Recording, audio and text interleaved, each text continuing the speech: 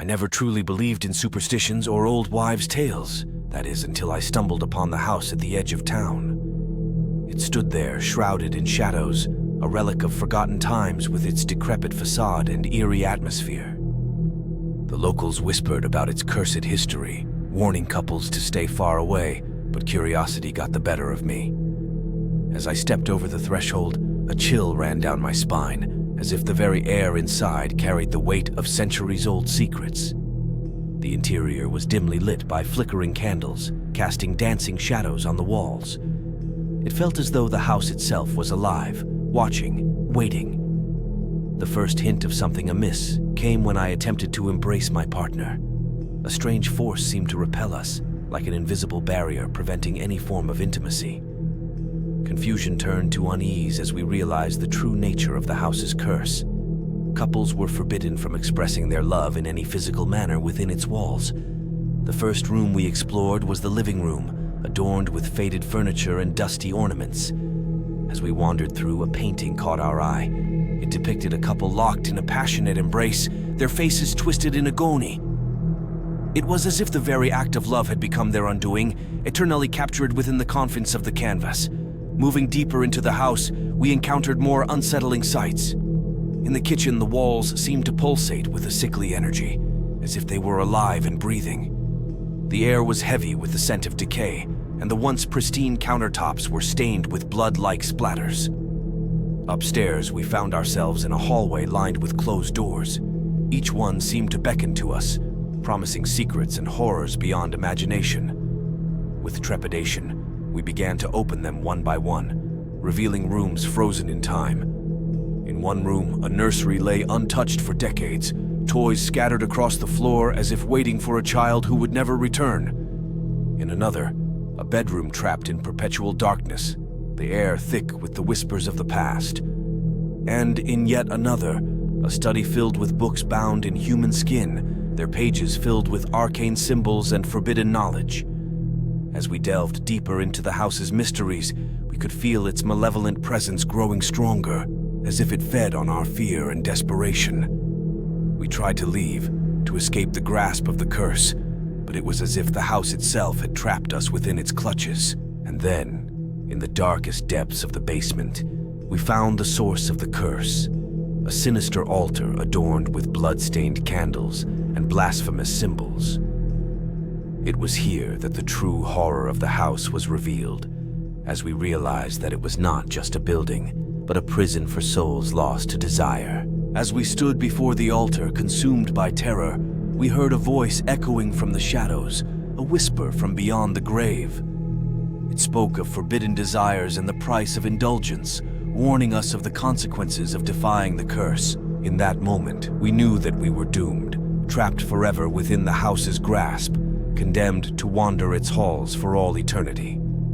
And as the shadows closed in around us, we realized that some curses are more than just superstition. They are the echoes of past sins, waiting to claim unsuspecting souls. And so, dear reader, heed my warning. Beware the house at the edge of town, for it holds secrets darker than you can imagine. For within its walls, the forbidden whispers of the past echo for all eternity, and those who dare to defy its curse are doomed to suffer a fate worse than death itself.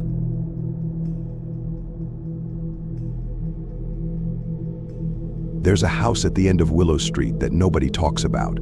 It's not that people are avoiding it out of fear, it's as though the house itself repels any mention of its existence. But I was always drawn to the mysteries that lurk in the shadows, so naturally, I couldn't resist the pull of that forsaken place. As I stepped onto the cracked pavement leading to the front door, a sense of foreboding washed over me. The house loomed before me, its windows like empty eyes staring into the abyss. It was a place forgotten by time, where darkness held sway over the crumbling walls and overgrown gardens. The first thing I noticed upon entering was the silence. It was a heavy, suffocating silence that seemed to press down on me from all sides. There were no creaks of floorboards, no whispers of wind through the curtains, just an eerie stillness that made my skin crawl. The second thing I noticed was the paintings. They lined the walls of every room, each one depicting a scene of unspeakable horror. There were figures lurking in the shadows, their faces twisted into grotesque masks of pain and terror. It was as though the very essence of fear had been captured on canvas, waiting to ensnare anyone who dared to gaze upon it. As I moved deeper into the house, I could feel a presence watching me, a malevolent force that seemed to feed on my fear. It whispered in the darkness, taunting me with promises of unimaginable suffering. In the kitchen, I found evidence of past inhabitants' plates left half-finished, chairs overturned, as though they had fled in the middle of a meal. But there was something else, something lurking in the shadows just beyond the edge of my vision. I could feel its eyes upon me, cold and unrelenting. Upstairs, I found myself in a labyrinth of corridors, each one more twisted and convoluted than the last. It was as though the house itself was alive, shifting and changing to confound any who dared to enter. In one room, I stumbled upon a child's nursery, its walls adorned with faded wallpaper and torn curtains. There was a sense of sadness that hung in the air, a palpable grief that seemed to seep into my bones. In another room, I found a study filled with dusty tomes and crumbling parchment. The air was thick with the scent of decay, and I could feel the weight of centuries-old secrets pressing down on me. And then, just when I thought I couldn't take any more, I found myself standing before a door that seemed to pulse with a sickly energy. It was as though the very fabric of reality was unraveling before my eyes, and I knew that whatever lay beyond that door was something far more sinister than anything I had encountered before. With trembling hands, I reached out and turned the handle, steeling myself for whatever horrors awaited me on the other side. But as the door swung open, all I found was darkness and endless void that seemed to stretch on for eternity. And then, from the depths of that darkness, I heard a scream so piercing, so filled with pain and anguish, that it seemed to tear through the very fabric of reality itself. It was the scream of the house, the echo of all the suffering it had witnessed over the years, and it was a sound that would haunt me for the rest of my days. In that moment, I knew that I had stumbled upon something far beyond my comprehension, something ancient and malevolent that had been lurking in the shadows, waiting for someone foolish enough to set foot in its domain. And as the darkness closed in around me, I realized that some mysteries are best left unsolved, for to uncover the truth is to invite madness into your soul. Blackwood Manor stood tall and imposing on the edge of town, its crumbling facade a testament to the passage of time. Rumors swirled about its dark history, tales of tragedy and despair that whispered through the streets like a chilling wind.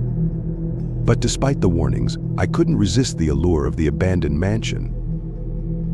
As I crossed the threshold, a sense of dread washed over me, as though the very air was heavy with the weight of the past. The interior was cloaked in shadows, the only light filtering through the dusty windows.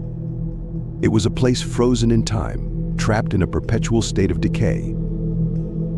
The first sign that something was amiss came when I tried to call out to my companion. My voice echoed through the empty halls, but no sound emerged from his lips. It was as though the house itself had swallowed his words, leaving us both stranded in a world of silence. As we ventured deeper into the mansion, we encountered strange phenomena at every turn. Objects moved of their own accord, shadows danced along the walls, and whispers echoed through the empty corridors. It was as though the very fabric of reality was unraveling before our eyes. In one room, we found a collection of old photographs scattered across the floor. They depicted a family long forgotten, their faces frozen in expressions of terror. It was clear that something had driven them to the brink of madness, something lurking within the walls of Blackwood Manor. In another room, we stumbled upon a decaying ballroom, its once grand chandeliers now nothing more than twisted remnants of their former glory. The air was thick with the scent of decay, and the sound of phantom music echoed through the empty space. But it was in the depths of the mansion's basement that we uncovered the true horror of Blackwood Manor. There, hidden away in the darkness, we found a series of cryptic symbols, etched into the walls, symbols that spoke of ancient rituals and unspeakable acts. As we studied the markings, a sense of dread washed over us, for we knew that we had stumbled upon something far beyond our comprehension. It was as though the very essence of evil lurked within those walls, waiting to claim anyone foolish enough to trespass upon its domain. And then, Just as we were about to flee the mansion's cursed embrace, we heard a blood-curdling scream that seemed to reverberate through the very foundations of the earth. It was the scream of the house itself, a tortured cry that echoed for all eternity. In that moment, we knew that we had to escape, to flee from the darkness that threatened to consume us whole. But as we raced towards the exit, we realized that the doors had vanished, leaving us trapped within the twisted corridors of Blackwood Manor. And so we remain, prisoners of Blackwood Manor, doomed to wander its halls for all eternity. For in the end, we are but pawns in a game much larger than ourselves, a game played by forces beyond our comprehension, where the line between the living and the dead blurs into nothingness.